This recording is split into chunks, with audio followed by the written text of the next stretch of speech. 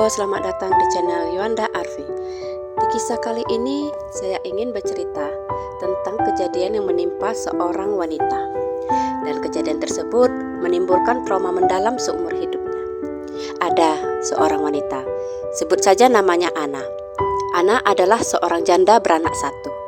Dia tinggal bersama dengan saudara-saudaranya karena mereka tinggal di satu rumah. Walaupun Ana dan saudara-saudaranya sudah menikah, tapi mereka memutuskan tinggal dalam satu rumah. Ya, untuk menghemat pengeluaran lah. Dan kebetulan rumah yang mereka sewa cukup besar. Jadi patunganlah mereka membayar sewa rumah. Yang penting si pemilik rumah tidak komplain. Kadang-kadang kan memang ada ya penyewa rumah yang tidak suka rumahnya dijejali banyak orang. Buat si pemilik kontrakan, yang penting Ana dan saudara-saudaranya lancar membayar setiap ditagih pembayarannya. Kemudian saat bayi si Ana baru berusia 8 bulan, ia mengalami satu kejadian yang benar-benar traumatik. Saat itu Ana yang menggendong bayinya sedang berbelanja di sebuah warung di malam hari. Jarak warung dengan rumahnya lumayan jauh lah. Saat itu sekitar jam 10 malam. Di warung Ana membeli beberapa makanan. Nah, saat berjalan pulang itulah ada seorang pria dengan ramah bertanya, "Dari mana, Dek?" Spontan Ana menjawab, "Baru aja belanja, Bang." Dan si pria cuma menjawab sambil tersenyum, "Oh." Ana meneruskan jalannya. Berapa langkah kemudian, si Ana baru sadar ada orang yang mengikutinya.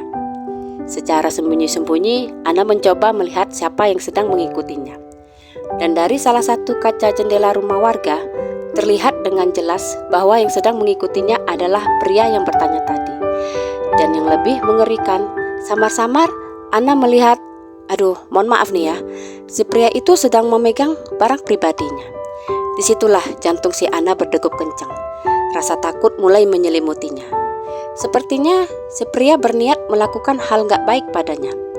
Si Ana berusaha tenang. Ia sedikit demi sedikit mempercepat langkah. Yang ada di pikirannya saat itu cuma bagaimana ia dan bayinya selamat dari pantauan si pria misterius. Karena dirasa gak kuat lagi saking takutnya, tanpa memikirkan rasa malu, Ana memutuskan menerobos masuk ke rumah salah satu warga yang kebetulan pintunya terbuka. Si ibu pemilik rumah pun kaget. Wajar lah ya, namanya lihat orang nyelonong masuk gitu, gimana gak kaget coba. Orang asing lagi pun. Awalnya si ibu mau marah, tapi ketika ia melihat wajah si Ana pucat pasi, amarah si ibu berubah jadi bingung. Kamu kenapa?" Bertanyalah si ibu. Si Ana cuma menunjuk-nunjuk keluar sambil ngomong berbisik, "Saya diikutin orang, Bu." Si ibu secara sembunyi-sembunyi mencoba mengintip keluar dan melihat ada pria berjalan sangat pelan sambil melihat ke arah rumahnya. Pahamlah si ibu apa yang sedang terjadi. Si ibu menyuruh Ana untuk diam dan menyuruhnya bersembunyi di belakang sofa. Si ibu pun keluar rumah lalu pura-pura mengambil sapu lidi sambil ujung matanya melihat gelagat si pria. Dan si pria kayaknya gak sadar si ibu sedang mengawasinya. Ia malah berjalan ke samping rumah, lalu berjalan mondar-mandir, dan sempat berhenti di salah satu jendela kamar si ibu. Kayaknya si pria menduga Ana ada di dalamnya, dan berharap bisa mengintip. "Oh, gak betul ini," pikir si ibu. Dengan menenteng sapu lidinya, si ibu mendatangi si pria dan bertanya, "Kau cari apa di situ?" "Gak ada," jawabnya. Si ibu nanya balik lah, "Kalau gak ada, ngapain kau celingak-celingak di situ? Udah pastilah ada yang kau cari.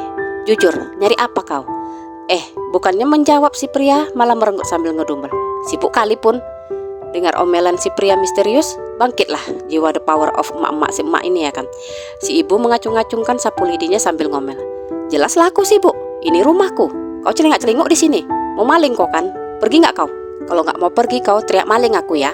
Si pria pun pergi dengan jengkel. Setelah memastikan si pria pergi, si ibu mendatangi Ana. "Diapain kau tadi sama dia?"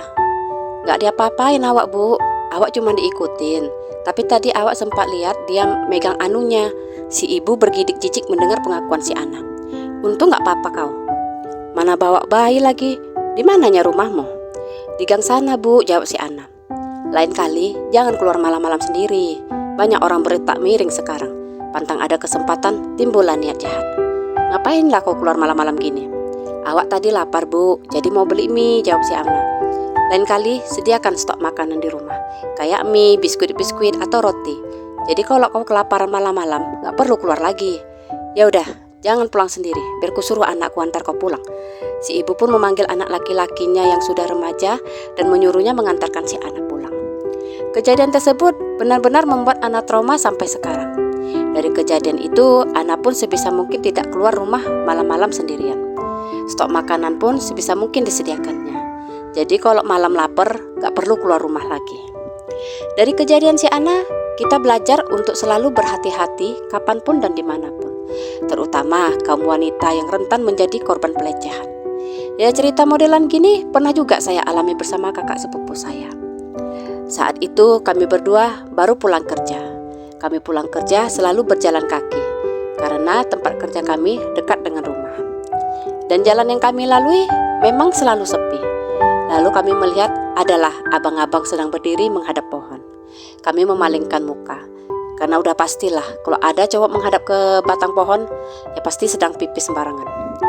Rupanya si abang manggil kami, "Dek, dek." Kami yang mengira mungkin si abang sudah selesai dengan aktivitasnya, spontanlah melihat ke arah si abang. Sambil senyum-senyum, si abang malah menunjukkan barang pribadinya kepada kami berdua. Si kakak sepupu langsung jerit dan cepat-cepat narik tangan saya.